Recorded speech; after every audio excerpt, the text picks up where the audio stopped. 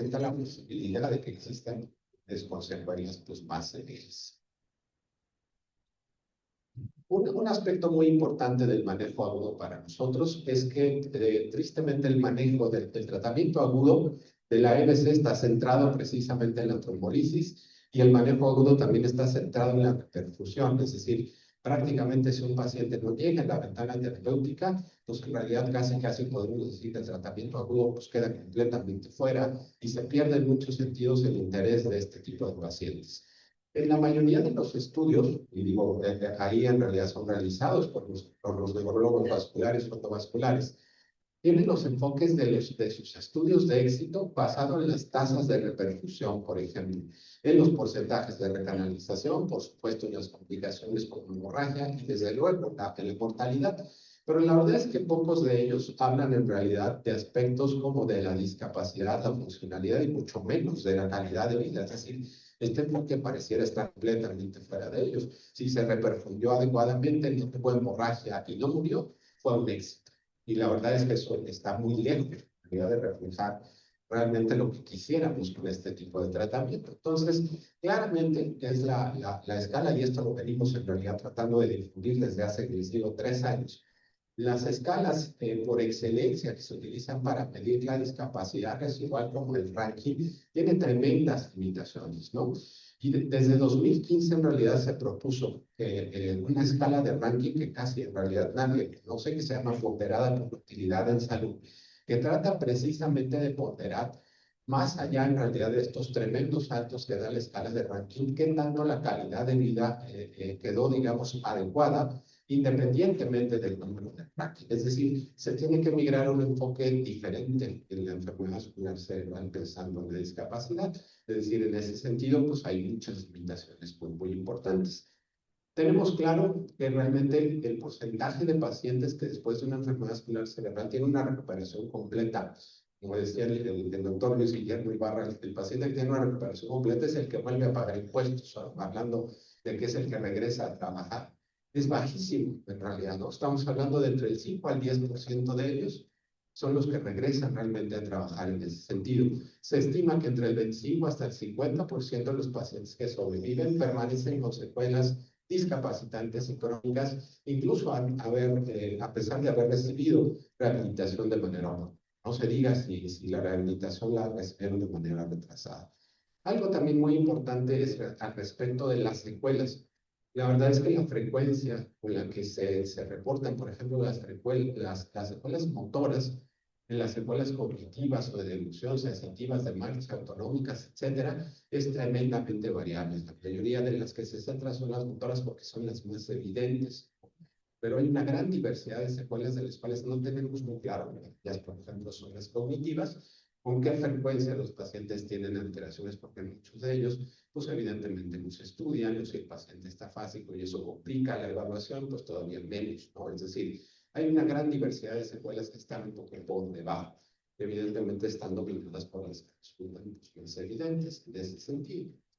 Y algo que hemos tratado de difundir es que el enfoque, digamos, para tratar de reducir la discapacidad no es que esté equivocado, evidentemente tendría que estar enfocado en poner en acceso al manejo agudo con terapias de reperfusión a más personas, pero pensamos que está incompleto. ¿Por qué? Pues por todo lo que acabamos de decir, es decir, la realidad es que sigue habiendo una gran cantidad de pacientes que se enfrentan a la discapacidad porque hay una gran cantidad de pacientes que no tienen acceso a la crisis, ¿no? Entonces, algo que hemos logrado ver a lo largo de los años es que los perfiles de recuperación clínica, a pesar de que están estereotipados, son tremendamente heterogéneos. Y en esta gráfica que a mí me parece muy interesante, precisamente se representa eso, cómo los pacientes en relación, digamos, a su discapacidad sensoriomotora tienen una recuperación a lo largo del tiempo. Y es cierto, el que tiene una lesión más severa, que está más afectado, pues tiene una menor recuperación.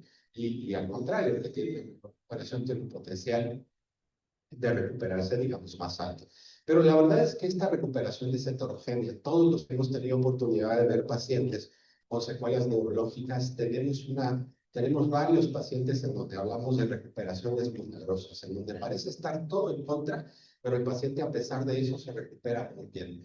Y no nos gusta hablar de recuperaciones milagrosas, en realidad nos deja ver que ignoramos muchísimo acerca de los procesos de neuroplasticidad, es decir, y por eso nos sorprende, esperamos que en realidad todo salga quizá mal y al paciente le va muy bien, y viceversa, también tenemos pacientes que parece ser en donde todo es positivo y tristemente no mejora, y eso nada más nos deja ver lo ignorantes que somos acerca de cómo ocurren los procesos de reparación después del daño. Y precisamente eso es lo que hemos tratado, digamos, de hacer en el instituto, el desarrollo y el uso de biomarcadores de neuroplasticidad o de recuperación funcional. La verdad es que estos biomarcadores se usan, conocemos los indicadores clínicos, las escalas, predictores, etcétera, pero necesitamos migrar más allá, a verdaderos marcadores de neuroplasticidad desde el punto de vista molecular, de plasticidad sináptica, pueden ser factores tróficos, etcétera, para tratar de alguna manera de apoyar los pronósticos de recuperación funcional, pero no nada más para apoyar, para poder predecir exactamente si se va a recuperar o no. Lo que queremos tratar al conocer los mecanismos de neuroplasticidad, obviamente, es hackearlos, es decir, si alguien tiene todo negativo para recuperarse, hacer algo para que ese paciente sí tenga un potencial de recuperación. Porque incluso lo hemos discutido muchas veces ahí en el instituto, tener la posibilidad de manera precisa de predecir quién sí se va a recuperar y quién no, puede ser incluso motivo de discriminación y eso no puede evidentemente no sería el propósito. Sería más bien de ponerlos a todos en las mismas condiciones, ¿no? Y en este sentido queda muy claro que el conocimiento sobre factores de riesgo y la fisiología de la lesión vascular aguda se ha estudiado muchísimo y se ha estudiado desde hace muchísimos años precisamente con la intención de generar estrategias neuroprotectoras que a la fecha tristemente han fallado. Pero si comparamos la cantidad de evidencia, la verdad es que nuestros conocimientos sobre la reparación, la regeneración y la neuroplasticidad, es decir, lo que ocurre después, son tremendamente limitados. Es decir, no se compara. Conocemos muy bien el daño, pero no conocemos casi nada de cómo se recupera de ese daño. Y precisamente en las siguientes diapositivas quiero presentarles un poco de estos mecanismos de neuroplasticidad, uno de los cuales hemos estudiado ahí en el instituto. Para empezar, el concepto de neuroplasticidad suele ser un poco abstracto o mucho abstracto en ese sentido, pero sabemos que la definición incluye un cambio o reorganización funcional o estructural. Eso es lo que todas las definiciones, aunque no hay uno universal, no entienden. Y lo que está tremendamente discutido también es si esta es una propiedad, por ejemplo, de las células, de las neuronas, de la glía, como tal, de la sinapsis, o más bien es en realidad una propiedad del tejido nervioso, de todo el cerebro en su conjunto, lo cual para nosotros es un poco más obvio. Es decir, no es una propiedad de la neurona, en realidad, sino es una propiedad del tejido como tal, de toda la estructura cerebral. Eso es algo muy, muy importante, porque solemos pensar que la que es plástica es la neurona y no es cierto, en realidad, o no es del todo cierto. Y hay tres contextos de aplicación principal de la neuroplasticidad. El primero, pues, es el neurodesarrollo. Sabemos que evidentemente los procesos de neuroplasticidad están tremendamente activos en ese ámbito. Los procesos de aprendizaje y de memoria, y los que ocurren, que son los que ocurren en respuesta a la lesión, que son quizá de los menos estudiados en ese sentido. Como ya dijimos, es una propiedad intrínseca del tejido nervioso que le permite cambiar o reorganizarse como respuesta a la experiencia o después de la lesión. Y una definición que además es muy interesante es que estos mecanismos no pueden estar genéticamente determinados. Es decir, no hay un programa genético que dirija literalmente la neuroplasticidad. Eso queda muy claro, que a lo mejor uno tiende a pensar que la neuroplasticidad es casi una especie de mecanismo que recupera literalmente la función previa, como si hubiera una especie de instrucciones que quedaran por ahí anotados y que cuando hay una destrucción o daño, esas instrucciones se sacan para tratar de que el tejido regrese a ser lo que estaba antes. Eso no existe en realidad. La neuroplasticidad tiene que ser guiada y eso es precisamente lo que hace la rehabilitación. Es decir, la neuroplasticidad se puede ir por muchos caminos, como vamos a ir más adelante. Y en este sentido se ha establecido lo que se llama principio de no direccionalidad. La neuroplasticidad carece de un sentido ventajoso. Casi siempre solemos hablar en el lenguaje para decir, tiene muy buena neuroplasticidad cuando se recupera y no tiene muy buena cuando no se recupera, pero en realidad no tiene ningún sentido ventajoso ni biológico. Simple y sencillamente estos cambios en algunos pacientes y bajo algunas circunstancias se dirigen hacia cosas que resultan positivas y el paciente se recupera, por ejemplo, pero en otros casos, la neuroplasticidad se va por otros caminos. Precisamente al final, la intención es hablar de uno de esos caminos anormales, que es la espasticidad, es el dolor, es la epileptogénesis. Es decir, hay una gran diversidad de procesos de neuroplasticidad aberrante, pero que siguen siendo neuroplasticidad. Además que lo malo pues, es que evidentemente no nos conviene. A nadie nos gusta que se desarrolle dolor neuropático después de este tipo de lesión, o epileptogénesis post-CBC, pero es el mismo mecanismo de neuroplasticidad y a la fecha todavía desconocemos cómo manipularlo para tratar de que esos procesos de neuroplasticidad desadaptativa no se desarrollen. Pero esa es precisamente la intención.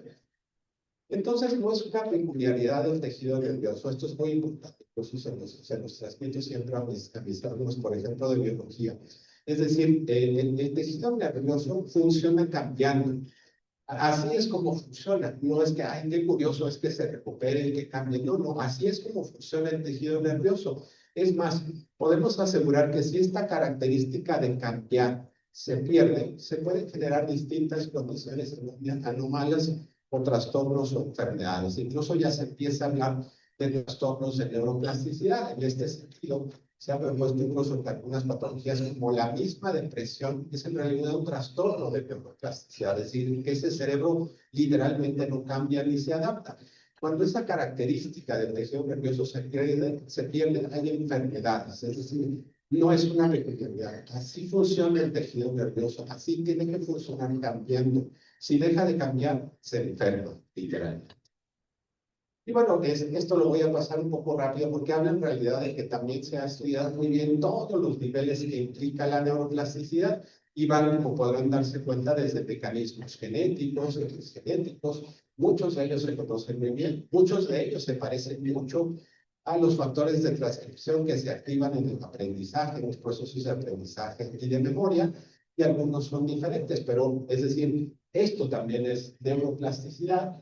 Por supuesto, los ejemplos más típicos son aquellos de plasticidad sináptica clásica, los que conocemos de potenciación y de depresión a largo plazo, ¿no? Que implican, por ejemplo, la expresión de nuevos receptores allí a nivel de la neurona sináptica, muchos nuevos en realidad que se han descrito y que antes no conocíamos, que pensamos casi que estas espinas dendríticas y sinapsis estaban casi escritas en piedra. Y ahora sabemos que incluso estas sinapsis se mueven de manera continua, gracias a la posibilidad de hacer técnicas de microscopía intravital, podemos ver que estos contactos sinápticos se mueven literalmente todo el tiempo, es decir, son dinámicos más allá quizá de lo que queríamos antes. Un mecanismo de neuroplasticidad que también pocas veces se menciona es el relacionado con las células gliales, en particular la mielinización. Una vez más teníamos el elemento que la mielina casi una vez que se mielinizaba el cerebro quedaba escrita en piedra y después solo que existiera algún proceso como el envejecimiento o alguna enfermedad entonces se alteraba. Mientras que ahora, gracias a los estudios de resonancia magnética y de tensor de difusión, sabemos que la mielina se está formando, ¿no? E incluso consumiendo de manera dinámica, es decir, también es un proceso de neuroplasticidad. Podemos medirla ahora de manera más clara. Vamos a ver, por ejemplo, ahora que incluso el cerebro es capaz de desplazarse para utilizar la mielina como un sustrato energético, es decir, la mielina no está escrita en piedra, también se mieliniza y se remieliniza y se desmieliniza en casos necesarios, ¿no? Entonces, los factores tróficos, la misma neurogénesis, por ejemplo, que sabemos que ocurre, y por supuesto los mecanismos, digamos, más macroscópicos, que implica reorganización de áreas funcionales amplias, que vemos, por ejemplo, en el caso de la enfermedad vascular cerebral, tanto del mismo lado de la lesión como incluso contralateral. Es decir, la idea es, pues, si se dan cuenta, es que en realidad va desde cambios genéticos hasta cambios verdaderamente macroscópicos. Todo eso es neuroplasticidad, no es una sola de esos mecanismos. Y es más, nos podemos aventurar a decir que casi es posible que en cada persona, en cada uno de estos mecanismos tenga una actividad diferente. Y eso explica muchas de las diferencias que vemos, pero son cosas que todavía ni siquiera alcanzamos a comprender. Sabemos, por ejemplo, que claramente la especie influye mucho en los mecanismos de neuroplasticidad y esto tiene implicaciones importantes con los modelos experimentales que utilizamos. Porque claramente quien ha trabajado experimentalmente sabe que las ratitas, cuando les ponemos una lesión, les damos una lesión vascular, a la semana están como si nada. no podemos en realidad comparar ese grado de neuroplasticidad con el que ocurre en los seres humanos, ¿no? En donde parece tener una baja capacidad de regeneración y una recuperación parcial. Incluso hay hipótesis que me parecen muy interesantes acerca del consumo de la neuroplasticidad cognitiva, es decir, se propone que en realidad las áreas corticales, sobre todo las más evolucionadas, por ejemplo, la corteza prefrontal o lateral, que tienen que estar haciendo plasticidad de manera continua, vamos a decirlo así, se gasta esa neuroplasticidad en las actividades cognitivas, de manera que cuando ocurre daño, la posibilidad de que se recuperen es muchísimo más baja, porque usa, vamos a llamarlo así, esa neuroplasticidad para funcionar de manera cotidiana. Entonces se han hecho comparaciones de lo que hacen poblaciones neuronales, por ejemplo, controlar el ritmo respiratorio, que es una actividad bastante estereotipada y rutinaria y repetitiva. No podríamos compararla con lo que hace la corteza o las neuronas, la corteza prefrontal, que todo el tiempo están regulando la conducta. Es decir, hay hipótesis en ese sentido de que incluso regionalmente hay diferencias de recuperación funcional. Son complicadas en realidad, como vamos a ver más adelante. También tenemos muy claro que la edad, por ejemplo, es un factor muy importante que parece haber periodos críticos, por ejemplo, que las áreas corticales sensoriales primarias parecen mostrar mayor plasticidad en la infancia y menor en la edad adulta, mientras que el sistema motor parece mostrar una plasticidad moderada preservada a lo largo de toda la vida. Se han estudiado incluso por separado procesos de plasticidad en distintas áreas del cerebro, el bulbo olfatorio, la corteza cerebral, etc. Es decir, es muy probable que incluso estos mecanismos de neuroplasticidad, todos los que hemos visto, cambien regionalmente. No son los mismos en el daño, ni en el cerebro, ni en la corteza, ni probablemente los daños basales, etc.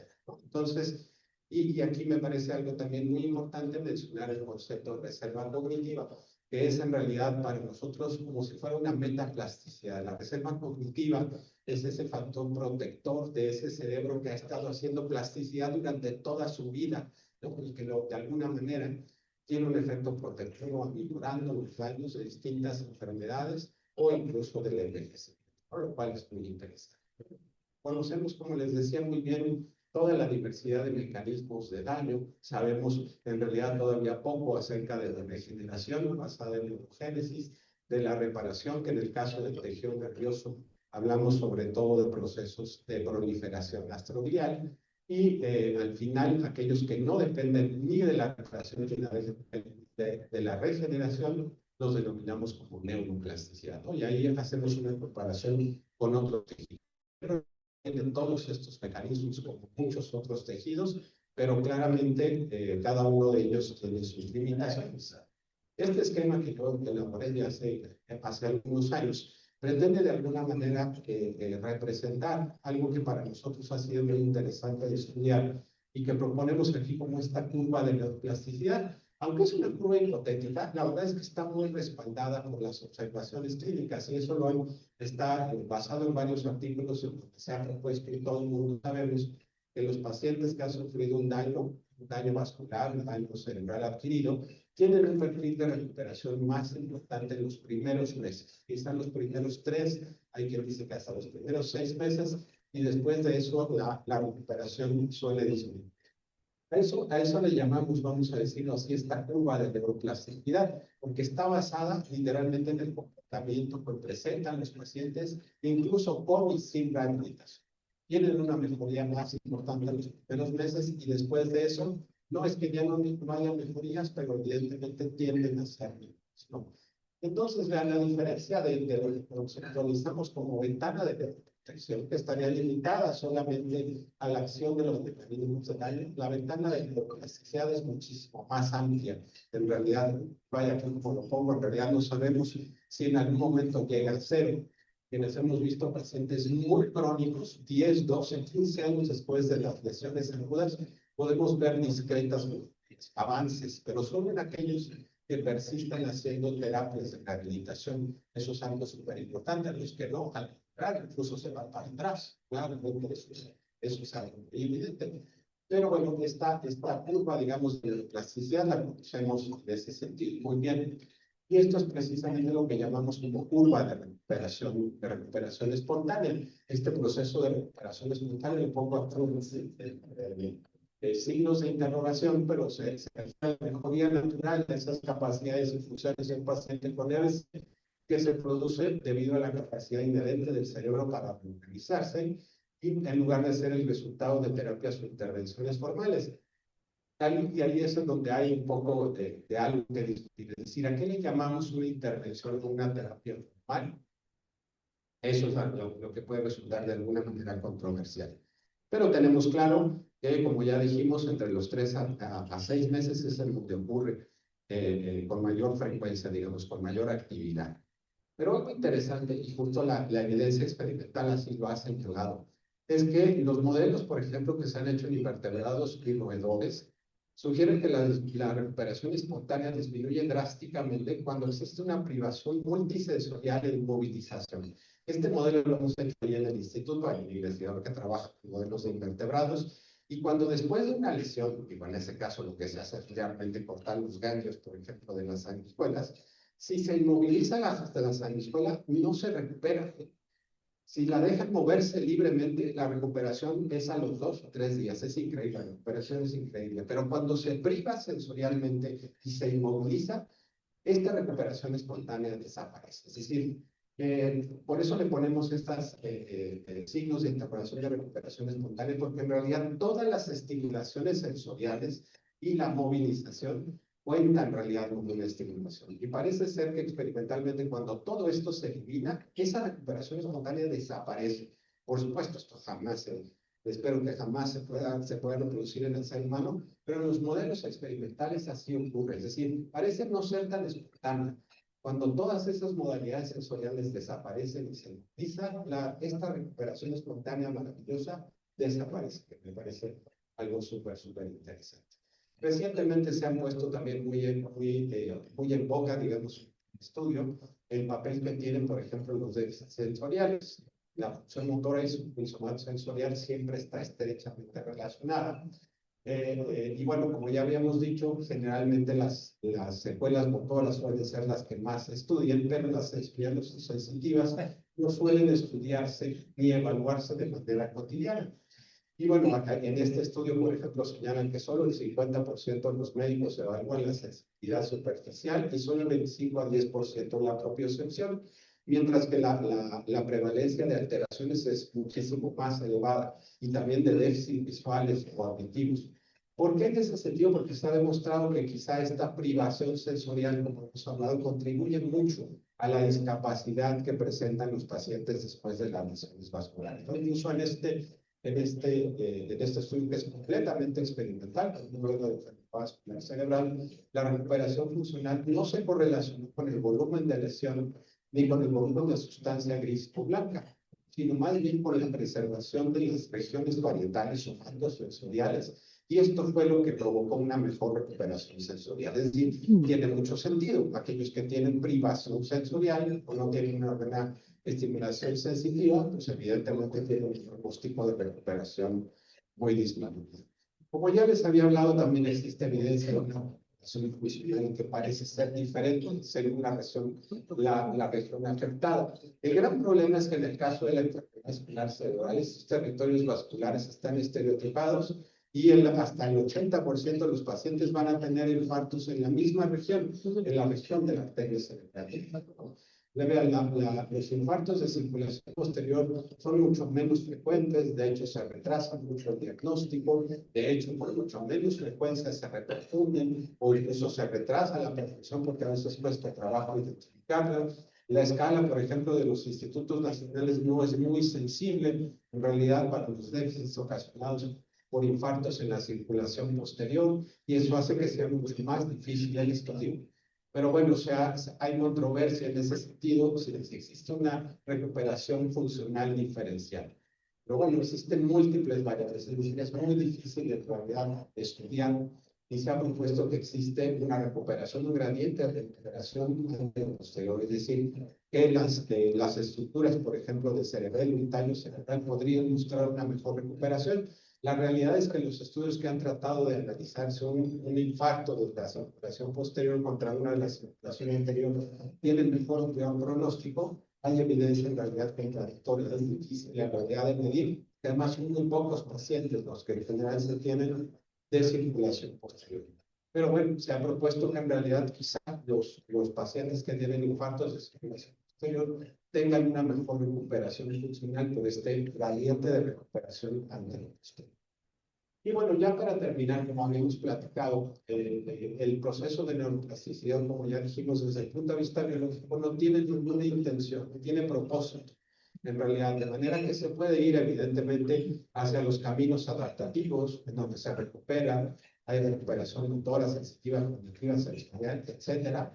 Una gran diversidad de procesos de neuroplasticidad adaptativa, como el dolor neuropático, la epileptogénesis, las parafasias, el desarrollo de distonía, acúfeno, por ejemplo. Incluso se ha incluido dentro de esta categoría las adicciones o la depresión. Por supuesto, también la espasticidad, que se puede considerar de alguna manera pues, como una complicación. En este sentido es interesante que no todos los pacientes la desarrollan, pero el gran problema es cómo la miden y dónde. Es decir, es lo mismo que se mide exclusivamente clínica y exclusivamente en alguna de las extremidades, pero los porcentajes van desde el 30 a 80% de los pacientes que la desarrollan. ¿Dónde y cómo es evaluado este incremento del tono dependiendo de la actividad? Pues eso hace mucha la diferencia entre estos ambos porcentajes. Y bueno, no es lo mismo algún grado de discapacidad que una discapacidad que realmente tiene una importancia clínica. Y bueno, lo que sí queda claro es que es muchísimo más frecuente en las primeras 6 a 8 semanas después de la enfermedad cerebral aguda. Y bueno, se han estudiado también muchos predictores en relación a qué pacientes van a desarrollar esta complicación de la espasticidad. Y claramente, pues, entre más severa, digamos, es la afectación, a través del Fugl-Meyer, pues también es más frecuente la espasticidad, si la paresia es muy severo, si hay una hemiparesia izquierda, por ejemplo, algunos estudios se han relacionado, el EBC hemorrágico, en particular en los basales, un incremento desde etapas, digamos, muy tempranas, los primeros 7 días, evidentemente una escala de los institutos nacionales de salud también más elevada, pues también es un predictor de espasticidad. Incluso los bajos puntajes cognitivos y también menos edad parecen estar asociados con todos estos factores clínicos para el desarrollo posterior de espasticidad. Y bueno, para terminar, quisiera puntualizar, para dar precisamente paso a la charla del doctor Franco, acerca de la importancia de la referencia temprana a los servicios de rehabilitación. Pensamos que debe existir un diálogo continuo entre especialistas, porque nos queda muy claro que se trata de un equipo multidisciplinario. Y es muy importante que este acercamiento, digamos, no sea solo para aquellos pacientes que recibieron un tratamiento de repercusión, es decir, no para aquellos que de alguna manera tienen un potencial elevado de recuperación. No solo los pacientes jóvenes o con mayor potencial de recuperación, promover las valoraciones, ¿no?, tempranas, incluso en la terapia intensiva, inicio temprano en la estimulación sensorial y movilización temprana, para prevenir complicaciones. Y bueno, algo que hemos tratado de promover es que el inicio de la rehabilitación, o al menos la valoración inicial de la rehabilitación, sea tan urgente como el manejo apoyo, ¿no? Porque en realidad, en la mayor parte de los casos, esto se deja hasta que el paciente se va de alta, ya está en su casa y alguien se acuerda que hay que mandar la rehabilitación. Y en eso, la verdad, le tengo que decir completamente, los que tenemos la culpa somos los pedagogos, en realidad, que no hacemos la referencia. Y claramente ahí, yo llegando al instituto pude darme cuenta que hay una diferencia abismal entre la intervención temprana a literalmente retrasarlo mucho tiempo. Y eso me queda claro que tiene que mucho que ver pues, con el diálogo, es decir, con poder ver literalmente la otra parte del tratamiento, porque pareciera ser que nuestro compromiso termina con simplemente salvarle la vida, se acabó. Y con todo lo demás que ocurre, en realidad no nos familiarizamos. Quiero decirles al final que precisamente yo hasta que llegué ahí al Instituto de Rehabilitación, jamás en la vida sabía qué era lo que significaba rehabilitación. Hasta ahorita, en la fecha, he tenido solo dos residentes de neurología que han rotado ahí conmigo, porque ningún residente de neurología dentro de su formación tiene ninguna preparación en neurorehabilitación. Hasta la fecha, no está en ningún programa a nivel nacional, cosa que me parece bien. Estos 10 casos que les comento, que es por voluntad propia, no una anotación que pidieron ellos, pero es algo que nos parece que tenemos que cambiar en muchos sentidos. Bueno, yo con esto termino mi charla, les agradezco mucho, quiero dar paso a la charla de mi doctor. Buenas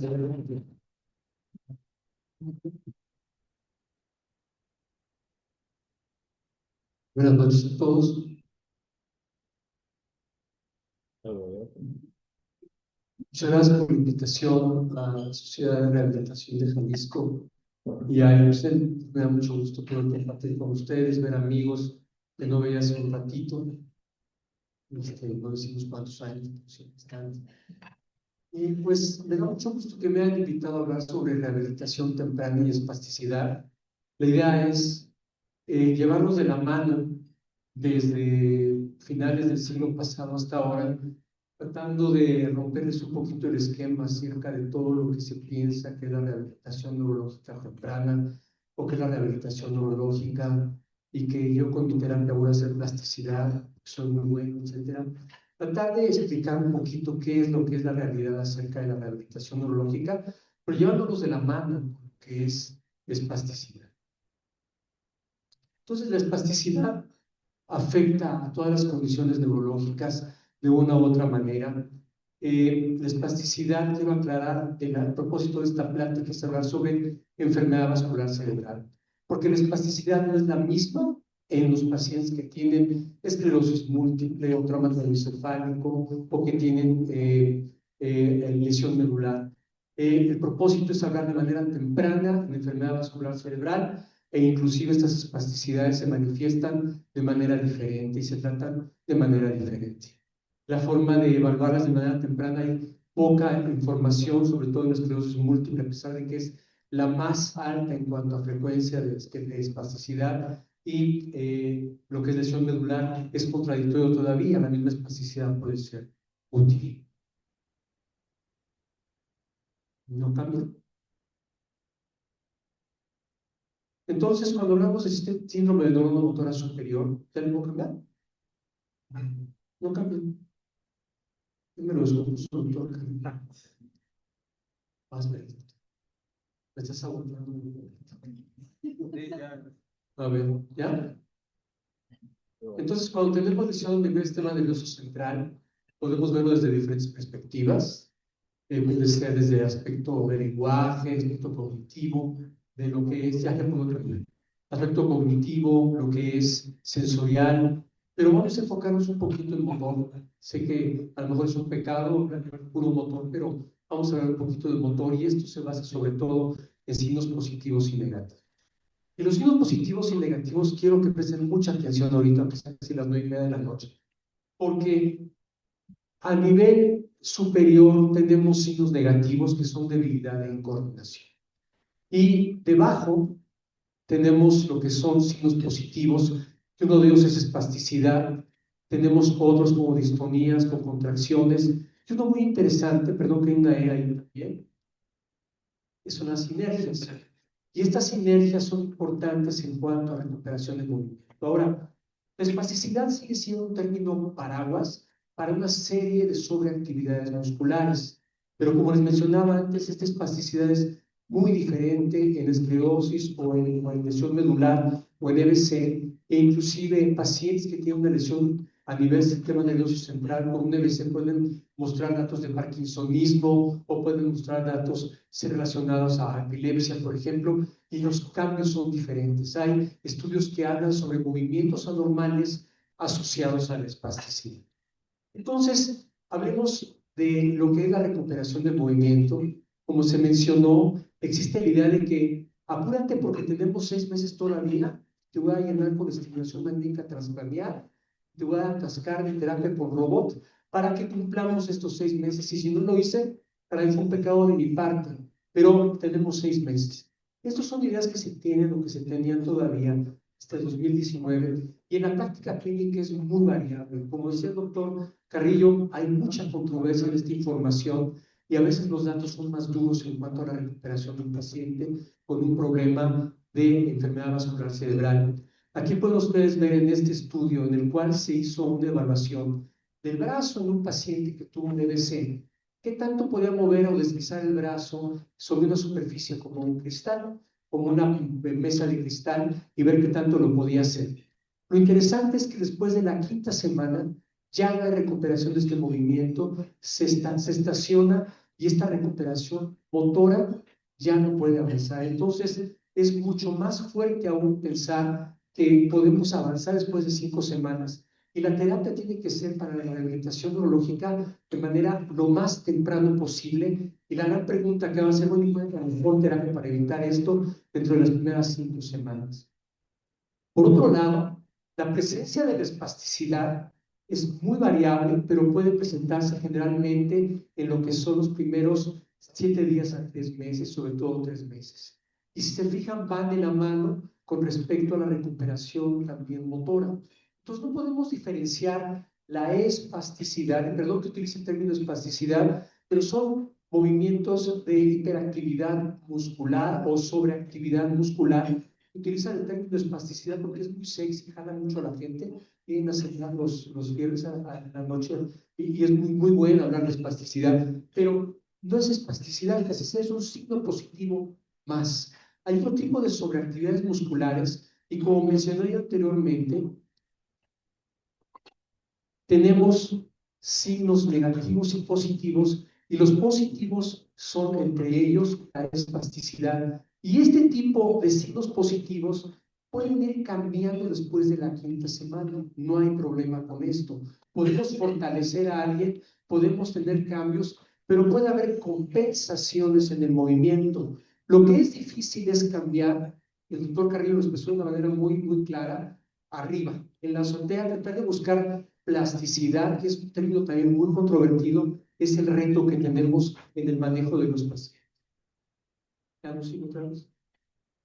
¿Me puedes cambiar para que siga? Ok. Entonces, como mencionaba el doctor, aquí tengo una imagen similar. Aquí tenemos una escala que es la escala de edad, que evalúa el movimiento, Action Research, en la que evalúa el movimiento para coger objetos, para agarrar la pinza, el movimiento del hombro. Y vean ustedes un paciente, de esos pacientes que tuvieron EBC, un estudio ya desde hace 10 años, cómo van recuperando de manera disímbola. Esto es, el paciente con EBC no va a recuperar similar a todos ellos, va a ser muy variable de recuperación a recuperación, y esto dificulta aún más poder hacer un pronóstico de recuperación y poder hacer un programa de rehabilitación también lo más efectivo posible. Entonces, hablamos entre lo que es este aumento del tono, entre comillas, espasticidad o esta sobreactividad muscular, este término paraguas, de esta naturaleza dual entre un aumento del tono y la presencia de sinergias y espasticidad y lo que es la pérdida del movimiento voluntario. Y van de la mano estos dos como una naturaleza dual de la enfermedad vascular cerebral, acompañada de una alteración a nivel de la musculatura que no podemos soslayar. El paciente con enfermedad vascular cerebral va a tener musculatura diferente, no solamente contracturas, cambia la naturaleza del músculo mismo en fibras tipo 2 de predominio explosivas, se agotan fácilmente, el hialuronano se acumula, hay falta de elasticidad y esto ocasiona que tengamos dificultad para el movimiento, aparte de esta dualidad de la hemiparesia, que es la pérdida del movimiento voluntario y lo que es la intrusión de síntomas. Y estos síntomas, estos síntomas que van a ser un intruso en la recuperación del movimiento, que según estos autores tienen lugar en las primeras 5 semanas, son precisamente estos signos positivos, principalmente la espasticidad, aunque puede ser con contracción espástica, y las sinergias. ¿Qué es lo que puedo yo trabajar con la toxina botulínica de manera temprana? Estos signos positivos o síntomas positivos que no me limiten la recuperación del movimiento y que podamos prolongar esta capacidad de recuperación. Voy a hablarles de esta dualidad y voy a empezar por el movimiento. El problema es que desde hace mucho tiempo la doctora Mindy Levy de Canadá mostró que la mayoría de los pacientes, y esto es un problema que tenemos a nivel no solamente institucional, sino privado, tardan mucho en enviar un paciente a la recuperación, a la rehabilitación, y cuando llegan ya generalmente estamos en una etapa de compensación de recuperación del movimiento. Esto es, oye, va muy bien tu paciente, ya se puede lavar los dientes, y todo chueco agarra el cepillo y se lo mueve, pero no está haciendo un movimiento igual, no está restaurando la función. Hay un movimiento que es diferente del patrón de movimiento, y sí puede haber una bolsa de papitas o de chetos o taquis, no sé cómo lo llaman ahora, pero con la boca, ya no utilizan las dos manos. Entonces, sí tenemos a lo mejor un barte muy alto, pero no usa la mano afectada, y estamos en esta situación de trabajar con compensaciones en el paciente. Y lo que hacemos muchas veces con la toxina botulínica es trabajar después de 6 meses, un año, o que tardan 2 años en mandarlos a rehabilitación o manejo de toxina en compensaciones. Entre paréntesis, pacientes de esclerosis múltiple los mandan después de 13 años a un manejo de rehabilitación muchas veces o de manejo de espasticidad. Entonces, tenemos un escenario poco favorable para el paciente neurológico. Hay formas, se ha tratado de decir qué paciente va a tener mejor recuperación. Con tractografía a nivel de lo que son la sustancia blanca, se hicieron estos estudios hace más de 14 años, en el cual decía que si el brazo posterior de la cápsula interna en una anisobtropía diferente, el pronóstico era malo. Entonces ahí están todos haciendo tractografías y ya ahí tenemos la respuesta para ver quién va a recuperar. Es muy variable también todavía esto. Por otro lado, lo que parecía ser un parteaguas era si el paciente puede hacer abducción del hombro, en inglés es shoulder abduction, les digo eso porque hay una evaluación que se llama SAFE, S-A-F-E, que es shoulder abduction, y flexion extension dentro de las primeras 72 horas, el paciente va a recuperar el movimiento. Ya estábamos todos hace 14 años, un chorro de años, evaluando a todos y decíamos, él va a recuperar bien bonito el brazo porque ya lo movió antes. Y la doctora Stiñar de Nueva Zelanda lo que hizo fue establecer una evaluación que se llama PREP, que es la recuperación del paciente con EBC. Y lo que hizo fue decir, bueno, si yo junto con mi Medical Research Council, lo que conocemos como el examen clínico muscular nosotros, que hacemos con el paciente, y juntamos entre la abducción del hombro y la extensión de los dedos, entre los dos más de 5, y el paciente tiene menos de 80 años, y el paciente puede tener una recuperación muy buena. Pero si no es así, tenemos que hacer una evaluación con estimulación magnética transcranial. Y si tenemos con estimulación magnética transcranial extensión de la muñeca y de los dedos, tenemos una buena recuperación. Y si tiene una escala que se llama la escala de los Institutos Nacionales de Salud de Estados Unidos, que son entre 11 y 15 elementos, tenemos a menos de 7, tenemos una limitación, pero ya no esperamos good y excellent. Y siguen siendo aún poco sustentables estas evaluaciones, y se los voy a mostrar. Por otro lado, hace unos, no sé, 6 años antes que empezara la pandemia, estaba de moda también el hablar sobre la recuperación biológica espontánea. Eran los pacientes que tenían una afectación de leve a moderada de EBC, y lo que hacían era determinar que en los primeros 3 meses tenía una recuperación del 70%. Entonces, existe una escala que se llama escala de Fugel-Meyer, en la cual la parte del brazo cuenta 66 puntos, la parte motora. No voy a hablar más de esto de ahorita para no aburrirlos, pero el cálculo era, caray, bueno, ok, yo tengo un paciente que tiene un Fugel-Meyer de 46 dentro de los primeros 3 meses, de resto 66, que es el máximo del brazo, el Fugel-Meyer a 46 me quedan 20, y mi cálculo es 20 por 0.5, me da 60. Va a recuperar 60 este paciente. Muy ambicioso de nuestra parte hacer ese tipo de cálculos y decir que este va a recuperar tanto. Entonces, ¿qué es lo que pasaba?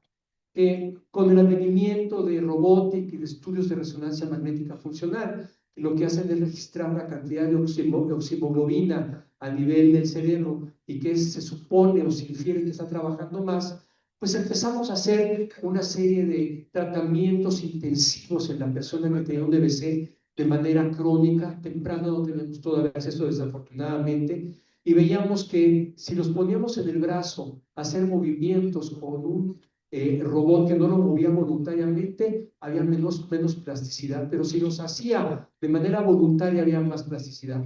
Caray, pues vamos a hacerlos que hagan muchísimas repeticiones a los pacientes. Ah, pero ¿sabes qué? Es que los tratamientos con animales, con ratas, los hacen hacer 400 repeticiones y nosotros nada más llevamos 32, no va a funcionar esto. ¿Qué hacemos? ¿Nos dejamos sin comer a los humanos? ¿Cómo vamos a hacer para que hagan 400 repeticiones de pegarle un pedalito. Bueno, pues a lo mejor tenemos que ponernos a hacer muchísimas repeticiones. Y se pensó a principios de siglo que la plasticidad era muchísimas repeticiones. Y eso es un error muy grande, porque la plasticidad tiene un elemento que ya mencionó por Carrillo, que es aprendizaje. Y repetir 1000 veces no es aprender. Eso está en contra de la enseñanza de los 30 y 20, de con sangre entra la letra, pero no tiene nada que ver. La repetición es memorizar eso. El aprendizaje real es a través del reto, a través de la motivación, y eso puede ayudar a que el paciente tenga mayor capacidad. Todo esto surge a principios del siglo con estudios con animales. El señor Freely está prohibido que vaya a algunos estados de la Unión Americana por maltrato a los animales, pero lo que hicieron fue a través de estimulación, hacer un mapeo del cerebro. Todavía no había resonancia magnética funcional en forma, y también se les limitó el movimiento del brazo sano, que es el lado derecho, y se les propuso que movieran el lado afectado. Esto sigue siendo controvertido. En el año 2000 decíamos, áreas del codo son invadidas por la mano y tenemos plasticidad ya, y esta es la meta del planeta. Ya tenemos la solución a la rehabilitación neurológica. El problema es que hay estudios recientes en el año 2025-2024 que te dicen que no hay tal reorganización, que esto es un tema o una leyenda, que finalmente contamos con la arquitectura, con la citoarquitectura que está remanente en el cerebro, y que esta citoarquitectura es lo que vamos a potenciar, lo que nos permite después de una lesión. Esto de la reorganización sigue siendo muy controvertido todavía, y se pensaba a principios de este siglo, finales del otro, que teníamos capacidad de poder modificarla. Y entonces, ¿qué es lo que sucede? Bueno, pues tenemos ya un plan, o sea, tenía un plan con este tema de los primates, con este tema del robot y de la resonancia magnética, y dijimos, bueno, las tres partes fundamentales de la rehabilitación temprana son intensivo. ¿Qué tan intensivo es? ¿Alguien sabe? Yo no lo he sabido todavía, pero ponemos a viejitas de 70 años a hacer 4 veces, tiene que hacer su programa de rehabilitación, si no, no va a recuperar su brazo, ¿eh? Se va a volar temprano, como mencionaba el doctor Carrillo. Yo sí ya logré después de 30 años que los neurólogos me manden los pacientes hospitalizados. Es una gran cosa, y me mandan residentes para que tomen clases, pero me costó 30 años. Pero en todos modos, ¿qué tan temprano es bueno y qué temprano es bueno o es malo? Y finalmente, tarea específica. Así como los changuitos, ponlos a mover la mano 50 veces. Ponlos en un robot que repite el movimiento todas las veces posibles. El gran escándalo fue este doctor Wackel de Holanda hizo un estudio en base a todo lo que acabamos de mencionar. Y eran pacientes que tenían extensión de los dedos, como decía Cat Stirner, y que podían mover el brazo, y que hicieron terapia como los primates para recuperarle, le amarraron la mano afectada, pero luego les pusieron también biorretroalimentación con electroestimulación, este aparato, para ver que después de llegar a un umbral que le muevan los dedos, no hubo ninguna diferencia. Y este estudio tira por tierra muchas cosas, y como decía un doctor en Los Ángeles, en UCLA, como en el Monopoly o en el Teorista, regresamos otra vez, pasa por México y no cobres 200 pesos. Y tenemos que regresar otra vez a ¿qué es lo que tenemos que hacer para la rehabilitación? La respuesta eran los robots y la repetición muy alta. Si me preguntan ustedes, el hombro y el codo es lo más fácil de recuperar en un paciente con PVC. Lo más difícil es la mano, la muñeca y los dedos para la destreza. Y esto, en este estudio de 2016 de Vernet, que se la pasa haciendo metaanálisis de este tipo desde 2010, 2008, muestra lo mismo. La X y el signo de interrogación es, no tenemos evidencia para saber si es beneficioso o no. Y el problema es que se sea simplemente en base a, repítelo mucho como la rata para que tengamos plasticidad. Los robots no son malos. Los robots, si tienen dinero, cómprenlos. No sé si les dé utilidad después de 20 años. Pero lo que sí es que los robots van de acuerdo a las necesidades del paciente. Y en este, por ejemplo, que es un Functional Ambulatory Classification, que es clasificación de la funcionalidad funcional ambulatoria, se ve, es un ejemplo de que cada robot es dependiendo de cada paciente, y no todos, por ejemplo, pueden ser útiles con un Locomat o con un sistema de soporte parcial de peso. cada paciente debe ser candidato y la tecnología tenemos que tratar de evaluarla que sea diferente. El problema es que hay una saturación de tecnología. Otra vez me llegaron con un traje que se llama Exopulse, que tiene 58 electrodos, y se le puso un paciente y caminó con el Exopulse muy mono. Y después de 2 días en los pacientes que lo pusimos había más espasmos, más espasticidad. Esto es, no hay algo que sustente esto todavía. Y no lo mal de Exopulse, ojalá que le vaya muy bien. Por otro lado, hay enunciados que son contundentes, que hay evidencia de que el entrenamiento repetitivo no mejora, hay poca evidencia, y esto lo sustentaba también hace rato el doctor Carrillo. Tenemos todavía mucha confusión acerca de qué es lo mejor. Inclusive hicimos un estudio nosotros en el Instituto de Neurología, y lo que vimos es que mejoraba la escala de Fugel-Meyer. Pero la escala de Fugel-Meyer lo que te dice es quién tiene una sinergia y quién no tiene una sinergia.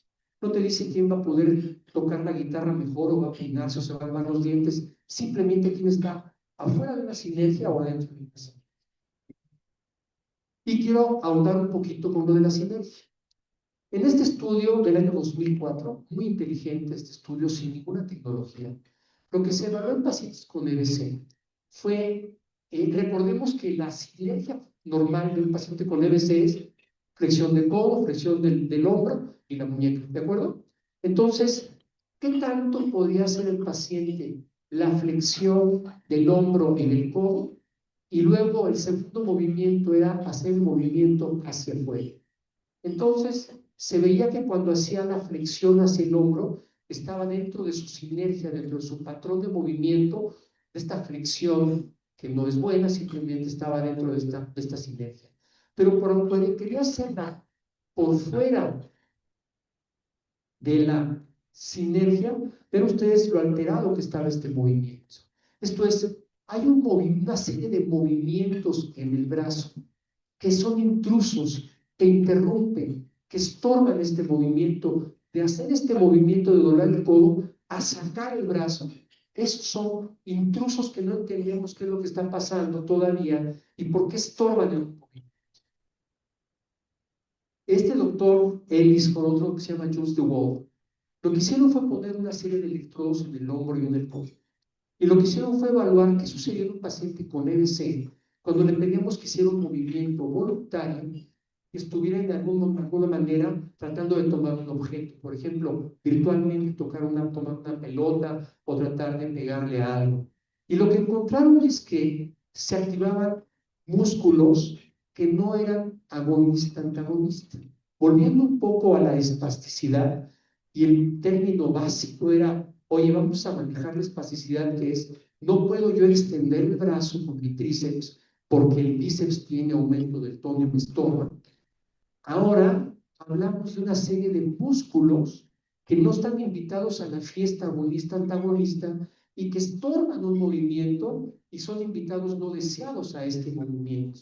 Lo que encontró es que cuando quiso extender el codo, cuando quiso extender el brazo, perdón, se activaba el deltoides. Si yo me acuerdo, el deltoides no es el antagonista del bíceps. Y luego, para estabilizar el codo, lo que hacía era se activaba el bíceps. Pero se activaban otros músculos al mismo tiempo, y estos son sinergias o intrusos que estorban en un movimiento y que son parte de los signos positivos y forman parte de esta dualidad de sobreactividad muscular, estas sinergias, junto con control motor. Esto no es control motor, son movimientos involuntarios. Entonces, ¿qué es lo que pasa? Las sinergias se han estudiado durante un buen rato y se trató de hacer con electrodos de superficie la actividad de los músculos al tratar de tomar un objeto. Entonces, aquí ven una persona sana y vean ustedes cómo están los músculos. Yo cuando explico esta imagen les pido nada más que se enfoquen en el supinador entronador, tan sencillo como eso. Pero ven ustedes cómo es una cascada de movimientos e imaginen que alguien está queriendo tomar un objeto con su mano. Estira el hombro, sostiene el codo, trata de estirar la muñeca, y cuando va a tomar el objeto, unos se activan y otros se inhiben, porque si no, se estorban. Y entonces, en este caso, ven ustedes, cuando se activa el pronador, se inhibe el supinador. ¿De acuerdo? ¿Qué pasa en una sinergia de un paciente que tiene una EBC? Tenemos que el número de sinergias disminuye. Ya no es, voy a tomar esto así, sino que es tratar de tomarlo complementando, compensando con mi tronco, con el hombro, con el cuello. Y vean ustedes cómo los músculos se activan al mismo tiempo todos. Ahora, es un problema de control motor, en parte sí, pero sobre todo también es un problema en cuanto a estos signos positivos que están estorbando en el movimiento. Y siempre lo explico con este video que me acompaña a todos los que es el video de Batman. Quiero que lo vean, vamos a ver cómo este paciente convive en diferentes sobreactividades. Vean ustedes cómo tiene espasticidad en el codo, al movimiento rápido en tríceps y bíceps, ¿de acuerdo? Eso es un signo positivo. Ahora les voy a pedir, por favor, sin que haga, evitando que haya sinergias en el hombro, que mueve el brazo. Aquí les acabo de mostrar que yo no voy a intentar una espasticidad, porque es lo que menos me importa el movimiento voluntario. Y vean ahora que le sostiene el brazo. Hay una serie de compensaciones para estabilizar que estorban el movimiento de extensión. Hay una serie de actividades en deltoides y una serie de actividades en bíceps que estorban ese movimiento. Esas son las sinergias que estorban. Entonces, vean ustedes cómo la espasticidad no es la causa como signo positivo de problemas voluntarios. O sea que ustedes creen que la evaluación pasiva tiene que manifestarse activamente o voluntariamente. Sorry, baby, están equivocados, no tiene nada que ver. La espasticidad puede limitar el inicio de un movimiento nada más, pero se manifiesta en 0.7 a 1% del movimiento voluntario. Lo que se manifiesta en el movimiento voluntario puede ser una cocontracción espástica, que son músculos que se activan al mismo tiempo, o la presencia de sinergias. Y ven ustedes qué son las sinergias, vean ustedes cómo hay un equilibrio entre la vía córtico-espinal y la retículo-espinal a nivel de tallo. Y cuando falla la vía córtico-espinal, la vía retículo-espinal trata de sustituir, de compensar esta actividad córtico-espinal y aparecen las sinergias. Y es tratar de compensar este movimiento. ¿Qué es lo que se propone? Y hay un doctor que yo aprecio mucho y que tiene una mentalidad muy progresista, es el doctor Bracao, y él decía, oye Jorge, pero si lo pones a trabajar en el Amadeo, perdón si alguien aquí de la compañía Tyromotion, pero si lo pones a trabajar muchas veces en el robot, ¿qué no estás evitando que haga otros movimientos? Fíjate que en los pacientes que hacen movimientos, sobre todo los bebés cuando están recuperando, aprendiendo a mover, se hicieron una serie de evaluaciones en espacio y tiempo, en el cual se ven esta especie como de donas, que son todos los movimientos que hacemos durante el día en un paciente, en una persona normal. Tenemos que buscar que la rehabilitación temprana y que la rehabilitación más efectiva sea fuera de candadios, fuera de límites, que no sea amarrar el brazo un robot que le esté moviendo nada más en 4 direcciones o que sea nada más del hombro. Tenemos que buscar que sea libre el movimiento. Y lo que ideó fue un sistema en el cual al paciente de manera hiperaguda, entre los primeros 2 días, lo que hace es sostener el brazo si no puede, brazo robótico. Y se pone a jugar con un sensor que está aquí arriba, que registra el movimiento del brazo y todo el movimiento. Finalmente fue su opción, lo comparó con una terapia ocupacional intensiva, esto es 30 sesiones de 60 minutos cada una, tanto terapia ocupacional como la animación que tuvo, y no hubo diferencia en cuanto a la mejoría, pero sí se mostró que podía ser más motivante este tipo de terapia.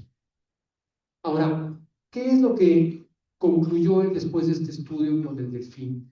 Bueno, que tenemos signos positivos y signos negativos que podemos evaluar de manera temprana. Signos negativos, el control motor, con esto que les expliqué de la persona que ponía un brazo en una mesa de cristal y se movía el brazo, qué tanto podía hacer, se registraba la actividad.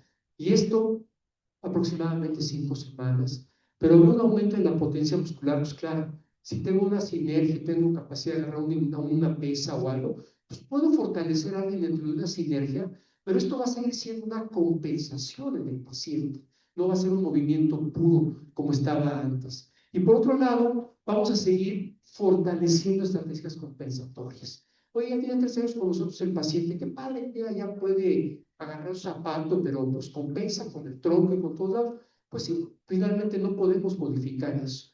Y en este estudio que hizo este doctor con el delfín, lo que hizo fue la escala de Fugel-Meyer, el ARAT, dinamometría, y todas las escalas mostraron mejoría durante la etapa temprana. Ven ustedes cómo lo que es Fugel-Meyer, la potencia muscular, el ARAT, iba cambiando, pero lo que él evaluó con esta trayectoria, en esta mesa de cristal para el movimiento como control motor, se estancó en las 5 semanas. No tenemos tanta capacidad de recuperar el movimiento, y vean ustedes cómo tanto la terapia intensiva ocupacional como la terapia con el delfín sí se alejó del común. Aquí lo que ven ustedes en esta zona es el común de las terapias en un metaanálisis de todos los pacientes que tenían un EBC. Vean cómo con el tratamiento intensivo de terapia ocupacional y el delfín de la animación se separan. Y esto habla de lo que es la capacidad de recuperación motora breve a las 5 semanas, pero ven ustedes cómo no podemos cambiar todavía la presencia de cocontracciones, la presencia de espasticidad, la presencia de sinergias. Krakauer no cree en la toxina botulínica, por cierto, ni el otro doctor que hizo lo de las sinergias, pero para mí es cambio en cuanto a manejar esta parte, que son los signos positivos, y permitir compensar o ayudar un poco al paciente que tiene un EBC de manera temprana. La toxina botulínica brevemente es un elemento que es poderoso para el manejo de recuperación de movimiento, pero es importante evaluar qué tanto puede repercutir el uso de la toxina botulínica para pulir un movimiento en una compensación de un paciente. Y esto lo publicamos un doctor y yo hace 2 años, hace un año, en el cual hablamos exactamente de las sinergias y cómo la toxina botulínica puede modificar lo que son estas sinergias y permitir una recuperación en el movimiento. Hablemos de espasticidad brevemente para terminar esta plática.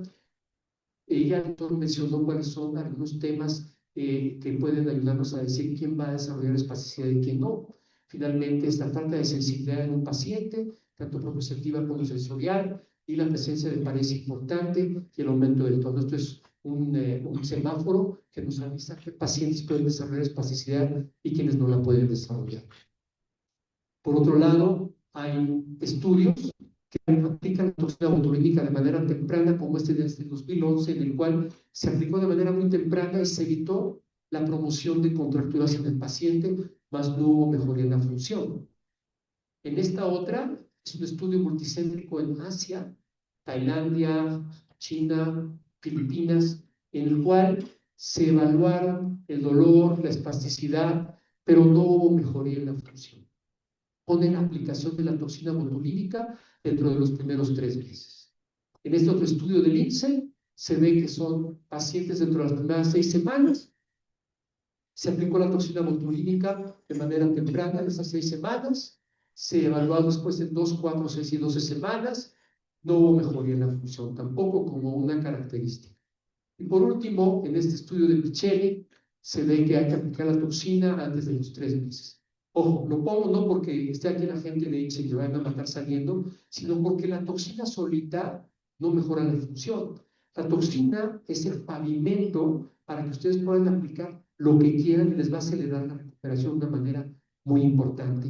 Y el propósito de mi plática es precisamente decirles que en esta dualidad de mi parecia, la toxina puede ayudarme a manejar esto que ni Krakauer ni el doctor de Guardias piensan que puedan modificarse, que son estos signos positivos o síntomas positivos, como la sinergia o como la espasticidad.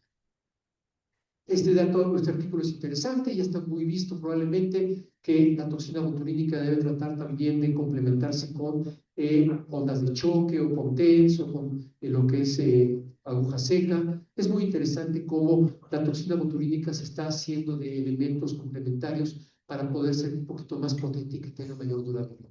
Ahora, van a decir, bueno, pues yo vine aquí para que me digas qué es lo que tengo que hacer de manera temprana de rehabilitación, ¿no? Ya comí, ya me eché mi postre. Vamos a hablar de qué se hace en la etapa temprana. Entonces, la etapa temprana es aún más confusa de todo lo que les acabo de explicar. Porque la etapa temprana tiene tantos estudios que han sido tan complicados como este de Julie Bertrand, que fue un parteaguas, en el cual ella lo hizo en Australia, y lo que hizo fue tratar de aplicarlo en las 48 o 72 horas. El problema es que estaba viviendo en un país y no sabía, ya no vivía en México, no vivía en Colombia, no vivía en Haití, no sé, y ahí se aplicaba a las 48 horas. Entonces lo que hizo fue su estudio a las 24 horas. Y su conclusión a mí no me dice para nada, nada.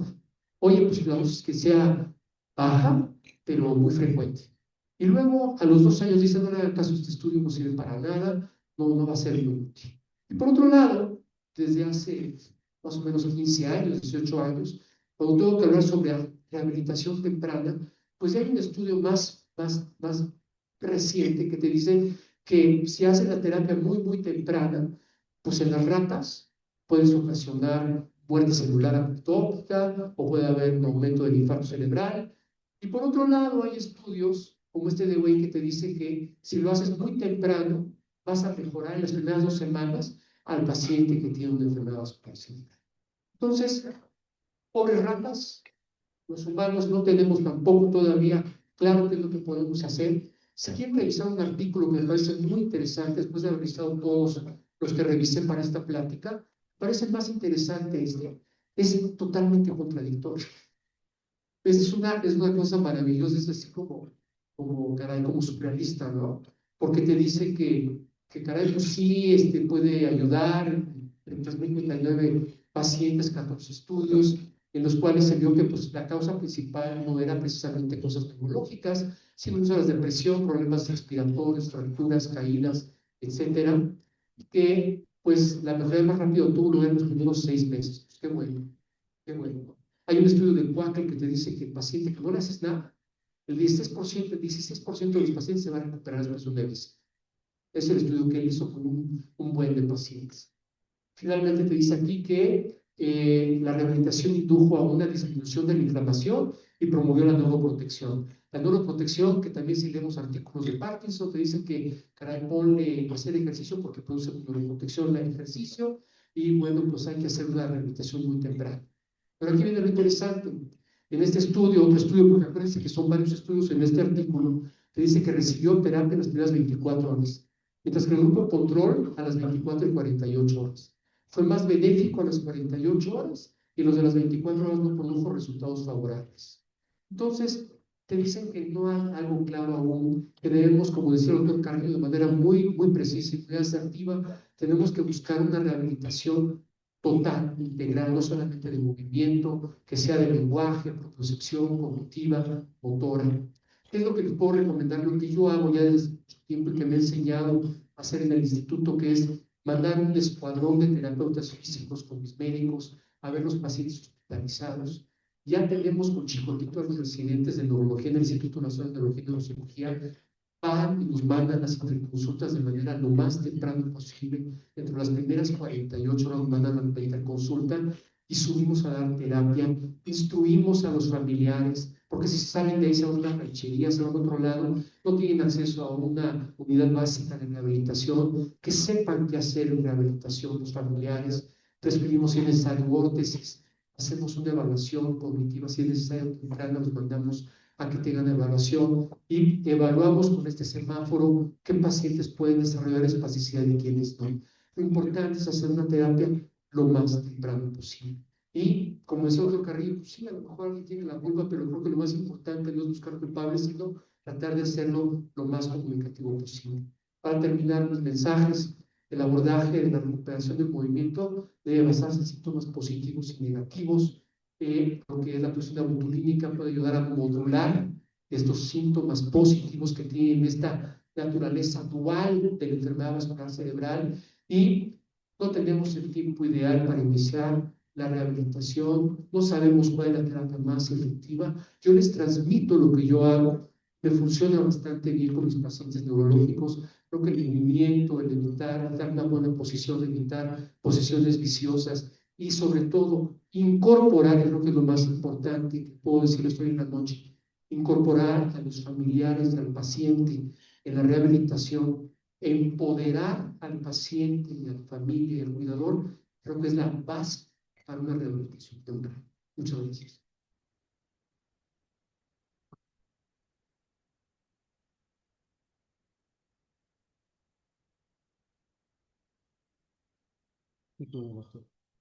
Muchas gracias, doctores, por su participación. Vamos a abrir un espacio en dado caso de que alguien tenga alguna pregunta para que los doctores nos apoyen. Si es así, por favor, levanten su mano para acercar el micrófono.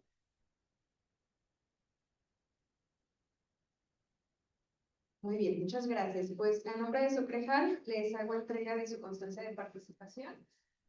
Oye, yo sí quiero preguntarle algo. Ah, perfecto. Adelante. Si no quieren preguntar, yo sí. Yo quiero aprovechar que está el doctor aquí, que me encantaron sus estudios. Fue preguntarle en cuanto a el manejo con ratas, precisamente, qué es lo que ha visto usted en estudios, si precisamente está esta naturaleza de lesionar con una terapia muy temprana o algo muy intensivo en ratas.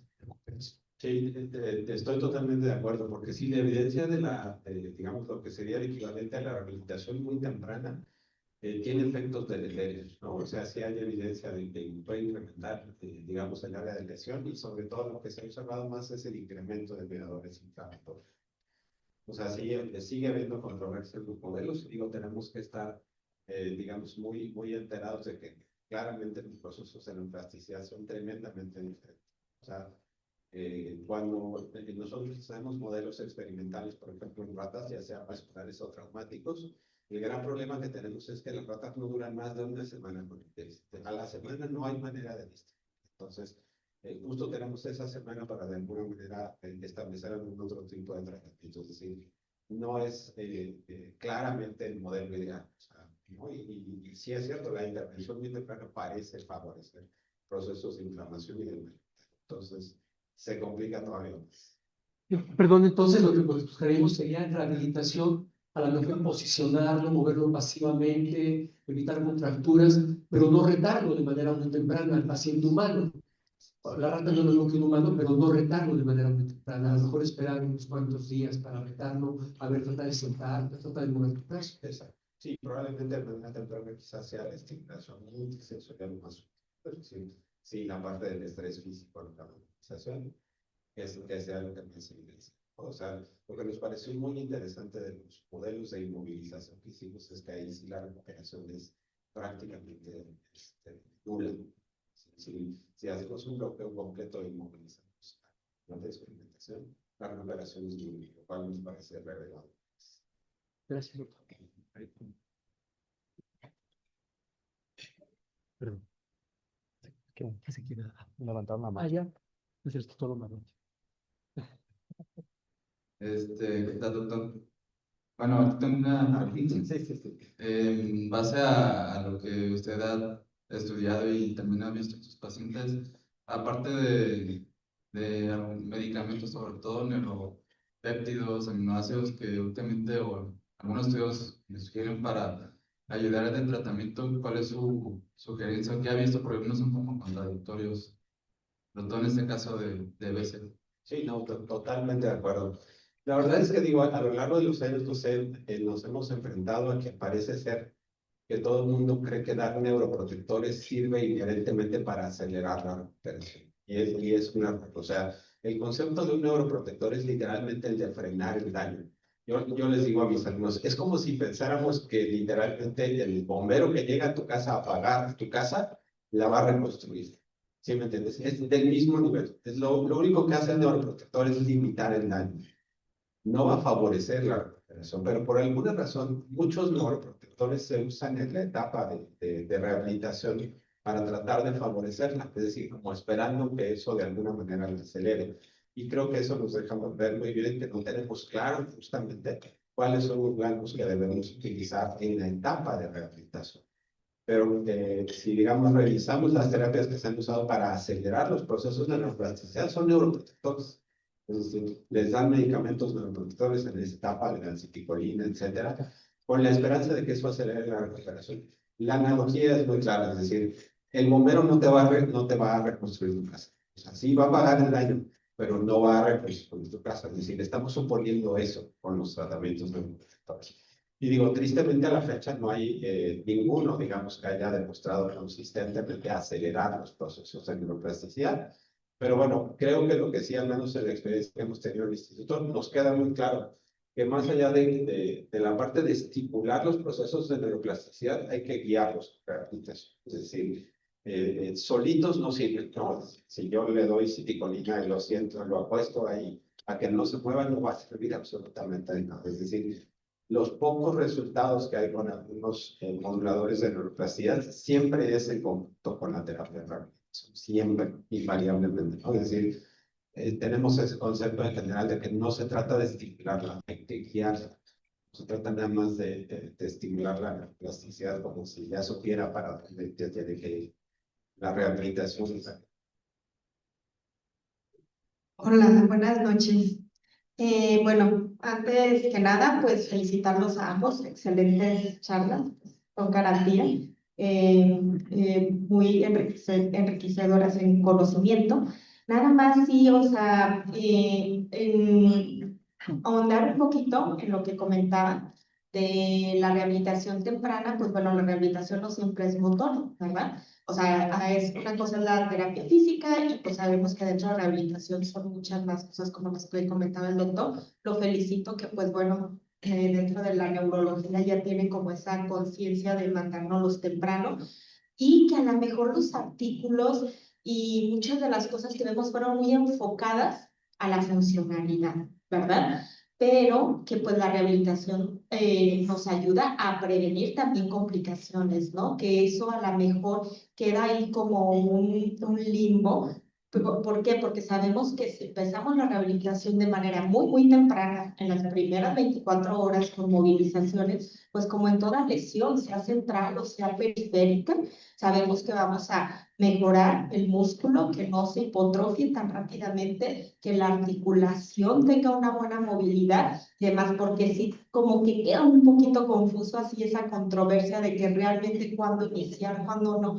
Pues nosotros, pues bueno, aquí hay bastantes residentes que están en formación y todo, y pues como que sí dejan muy clara esa parte de que a lo mejor el enfoque era pues con Meyer, funcionalidad y todas estas cosas, pero que no nada más, o sea, muchos pacientes sabemos que por la lesión neurológica primaria no va a recuperar con sí ni a pesar de, ¿verdad? Y que algunos lo van a hacer igual, ¿verdad? Pero lo que sí es, pues que la rehabilitación temprana nos evita complicaciones, como son, pues, mayor dolor, contracturas y demás, que a lo mejor eso no lo evaluamos en ese tipo de escalas, ¿verdad? Y pues bueno, felicitarlos a buenas noches. Muchas gracias.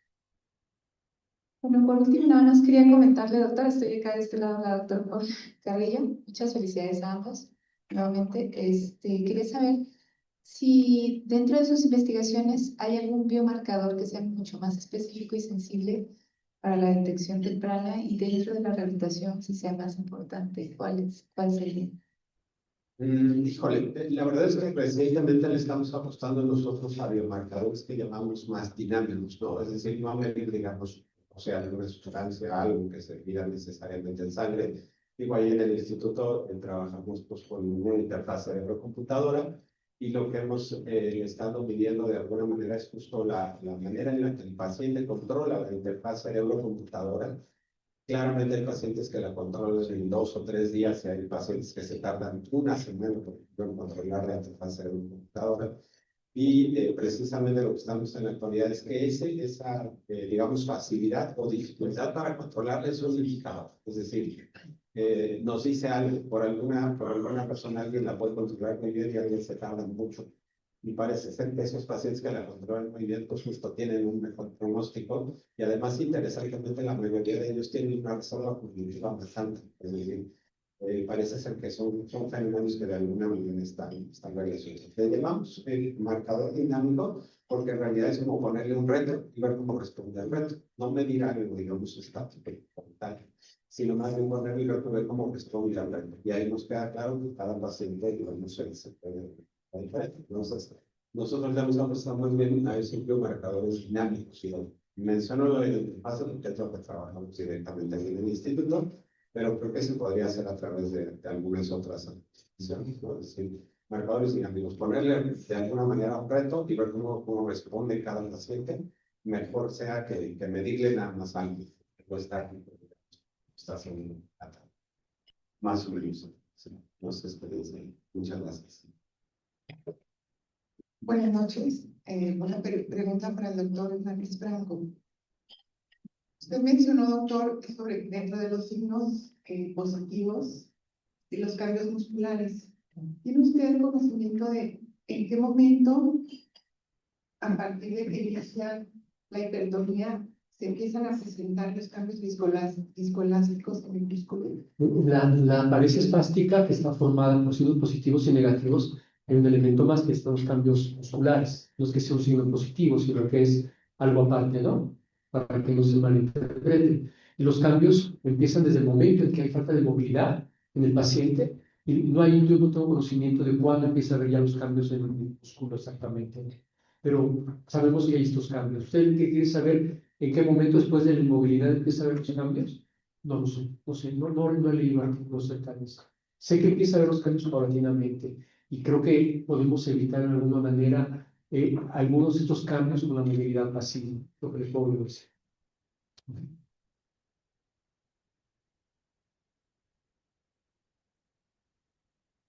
¿Qué tal? Buenas noches. Bueno, iba a felicitarte, mi estimado Jorge Hernández, en privado, pero hace mucho rato que nos vimos.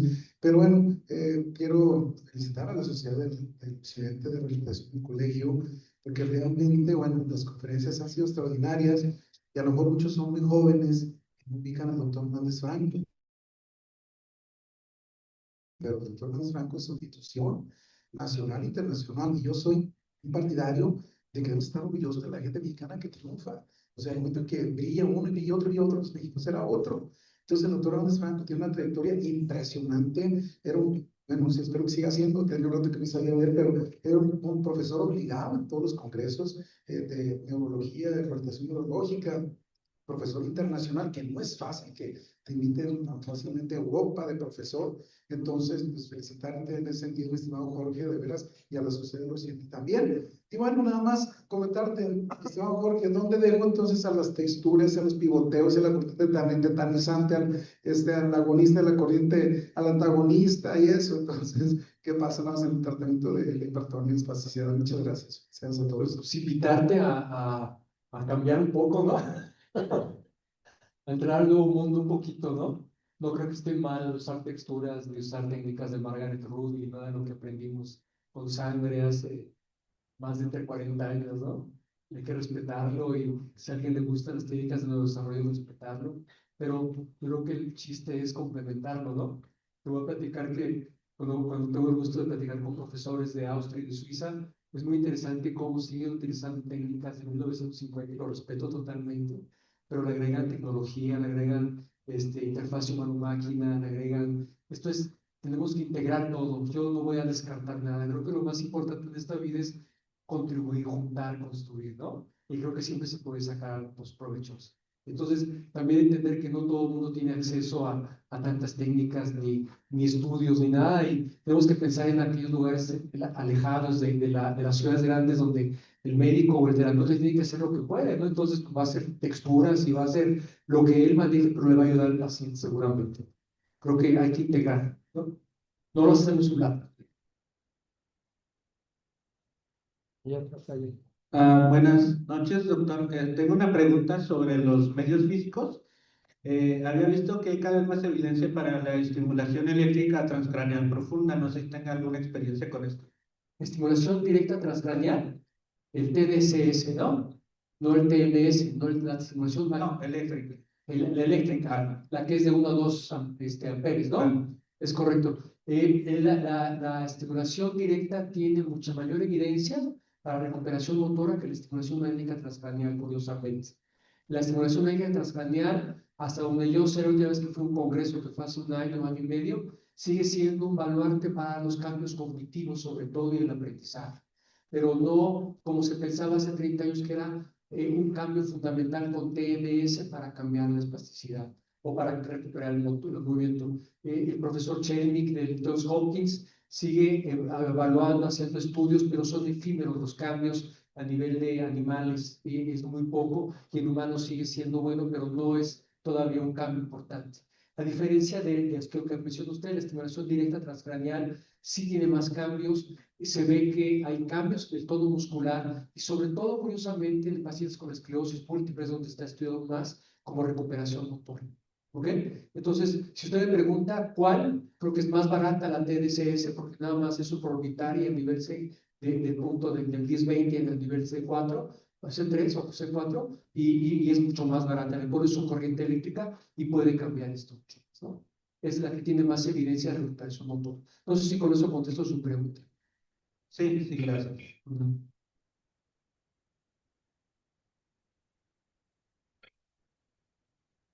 Creo que ya.